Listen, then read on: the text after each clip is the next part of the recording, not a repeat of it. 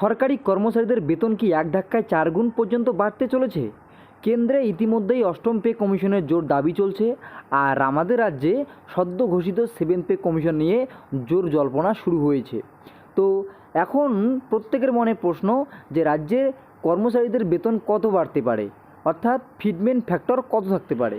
একদিকে যখন কেন্দ্রে অষ্টম পে কমিশনের ক্ষেত্রে 2.92 থেকে 4.38 পর্যন্ত ফিটমেন্ট ফ্যাক্টরের দাবি তোলা হচ্ছে, অন্যদিকে রাজ্য সরকারি কর্মচারীদের আশঙ্কা 7 পে কমিশনের ক্ষেত্রে এই ফিটমেন্ট ফ্যাক্টর 2-এর আশেপাশে থাকতে পারে।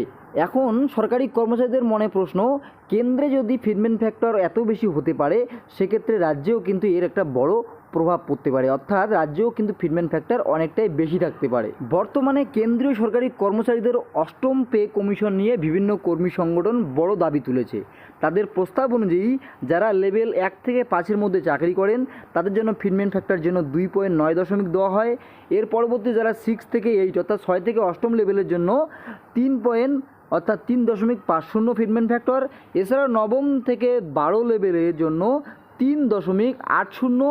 এর পরবর্তীতে বলা হয়েছে লেভেল 13 থেকে 16-এর জন্য 4.09 এবং লেভেল 17 থেকে 18-এর জন্য 4.38 ফিটমেন্ট ফ্যাক্টরের দাবি কিন্তু তারা তুলেছে। অর্থাৎ যে যত উচ্চ পে লেভেলে থাকবেন তার বেতন বৃদ্ধির গুণকও তত বেশি হতে পারে। তবে কেন্দ্র সরকারের তরফ থেকে এই হারে ফিটমেন্ট ফ্যাক্টর দেবে কিনা সে বিষয়ে কিন্তু সন্দেহ থেকেই যাচ্ছে। তবে সবচেয়ে যে গুরুত্বপূর্ণ বিষয়টি হচ্ছে, সাধারণত রাজ্য সরকারগুলি কেন্দ্রীয় পে কমিশনের কাঠামোকে অনুসরণ করে। হুবহু না হলেও অনেক ক্ষেত্রে কেন্দ্রের ফিটমেন্ট ফ্যাক্টর ও বেতন কাঠামোর প্রভাব প্রত্যেকটি রাজ্যে কিন্তু পড়ে। অর্থাৎ যদি কেন্দ্রে অষ্টম পে কমিশনে বিশাল বেতন বৃদ্ধি হয়, তাহলে রাজ্যের কর্মচারীরা উচ্চ ফিটমেন্ট ফ্যাক্টরের দাবি আরও জোরদারভাবে করতে পারবেন।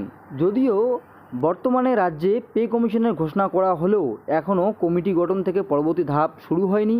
তবে সরকারি মহল থেকে শুরু করে বিভিন্ন মহলে আলোচনা চলছে যে এই রাজ্যের ক্ষেত্রে ফিটমেন্ট ফ্যাক্টর 2.57 থেকে 2.92 পর্যন্ত হতে পারে। যদি 2.92 ফিটমেন্ট ফ্যাক্টর দেওয়া হয়, সেক্ষেত্রে একজন 30,000 টাকা বেসিক পে কর্মচারীর ওনার বেসিক পে হয়ে দাঁড়াবে কিন্তু মোটামুটি 87,000 টাকার মতো। ফিটমেন্ট ফ্যাক্টর যদি এরকম কিছু হয়, সেক্ষেত্রে কিন্তু ডিএ, এইচআরএ, পেনশন, গ্র্যাচুইটি, অবসরকালীন খরচ সব কিছুই ব্যাপক হারে বাড়তে পারে। ফলে কেন্দ্রের পাশাপাশি রাজ্য সরকারের উপরও বিশাল আর্থিক চাপ তৈরি হতে পারে।